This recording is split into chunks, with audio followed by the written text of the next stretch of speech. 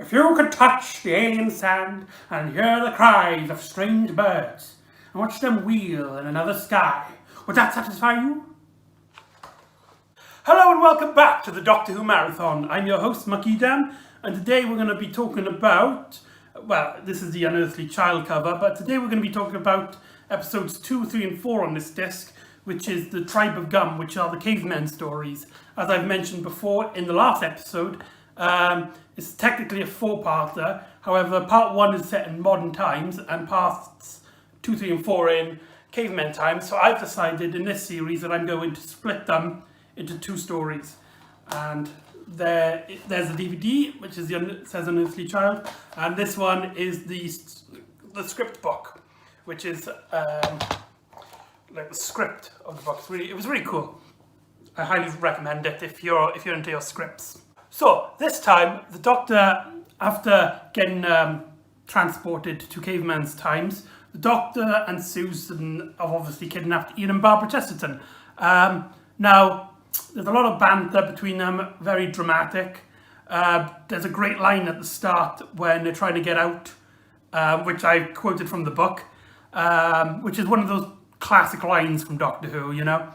And then they leave and they see that they're on a landscape, a desert landscape. And there's another great line where the Doctor is like, talks about how the TARDIS hasn't changed. And he goes, oh dear, how very disturbing. And the zoom up on William Hartnell's face is just very dramatic. Hussein does a fantastic job at directing William Hartnell here. Susan, Ian and Barbara are talking, and Ian and Barbara are they don't know what to think about the Doctor.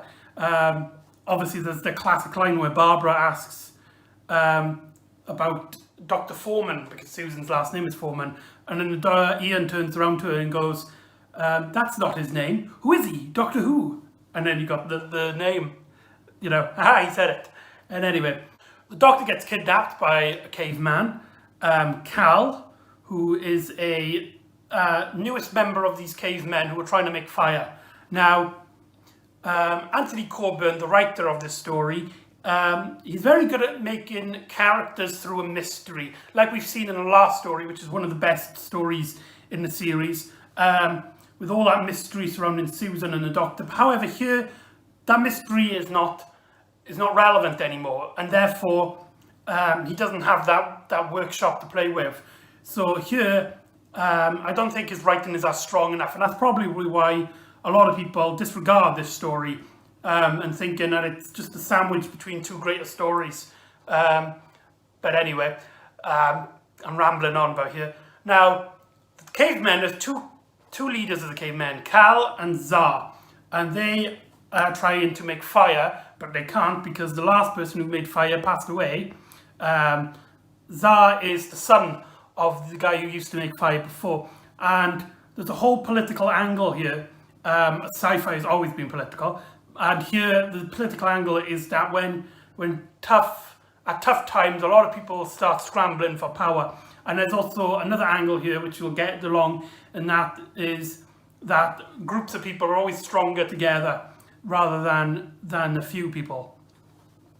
Now, Cal takes the Doctor to the caveman because he saw the Doctor smoking. That's unusual now. Can you imagine the Doctor smoking now?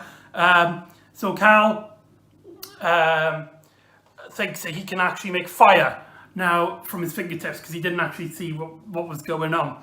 And there's a lot of dramatic, a lot of tense. However, the writing here I don't think is strong enough because I think because they're all cavemen, they all speak very similar, and the whole political angle really needed a lot of interest in side characters. When you only take the leaders in these desperate times, you do kind of shy away from, you know, the average people, the people who are actually listening to these leaders. And I think that's probably one of the reasons why this story isn't as strong as it should be. The Doctor wakes up, can't make fire, and Susan, Ian and Barbara find him and they try and save him, but then they get stuck in a cave. And now that leads into the first cliffhanger where they see a bunch of skulls in the cave, and they've been cracked from the cracked on the head. I think this cliffhanger is very well done. It builds up to the tense that this is just a land of savages, you know. In here, death is just a normal occurrence. So I thought maybe part one of this is pretty strong. You got introduced to the setup, the characters, the cavemen. I think what it needed is a bit more focus on the citizens of the cavemen. Does that make sense? So part two has an old woman of the cavemen who didn't like the idea of fire, save the doctor and his crew, and they escape. Now, Zar, one of the leaders, he discovers this and he tries to chase them. However, he gets attacked by a bear. Now, an interesting thing that happens here is that at the start of this scene, Barbara is very scared, she's terrified, she starts screaming, she just wants to get out of here. However, after Zara is attacked, she runs back and tries to help him, which shows that she's a very strong supporting character here. And then Ian follows her and Susan follows her. And the doctor just thinks that they're mental. It's just like, what? We were running away from these people and now you're trying to help them, these savages. We've got to get back to the TARDIS. There's a very classic scene here that every Doctor Who fan should know about, where the TARDIS crew try to save Zal's life, and you can see the Doctor pick up the rock without most of the crew members knowing, but Ian sees it and he grabs his hand and he's like, what are you doing? And the Doctor, he stutters and he says nervously that he was planning on getting the guy to write down how to get back to the TARDIS. But you can clearly tell in William Hartnell's performance that this was a lie. He might have tempted to try and kill him so they can get away quicker. Now that shows a lot of depth to the Doctor. Now this is before the Doctor is this massive hero that we all know him to be. And I really like this angle that this person is not this cosmic superhero Jesus. He's just some guy who is very determined. But he's not perfect, you know. He's a lot more darker. He's got struggles, you know. So they try and get back to the TARDIS. Now when they get to the TARDIS, all the cavemen start popping up, and that leads into the cliffhanger for part 2 into 3. And I thought this cliffhanger wasn't as strong as the last one. It does give a leap of logic to how did they get there before our TARDIS crew got there. You could say that the delay of them trying to save Zar, but there you go. So part 3 has our TARDIS crew going back into the caves. Now, this is what I think is the weakest element of the story, because we kind of go back to similar settings that we have been in the last 2 episodes, and the story seems tired out at this point. A lot of elements here seem rather similar than previous parts, like how they try and get the Doctor and the crew to make fire, however this time they do, and the power struggle between Carole and Zar. Now, there's a brilliant scene where they're fighting, and Hussein's directing is just spot on here.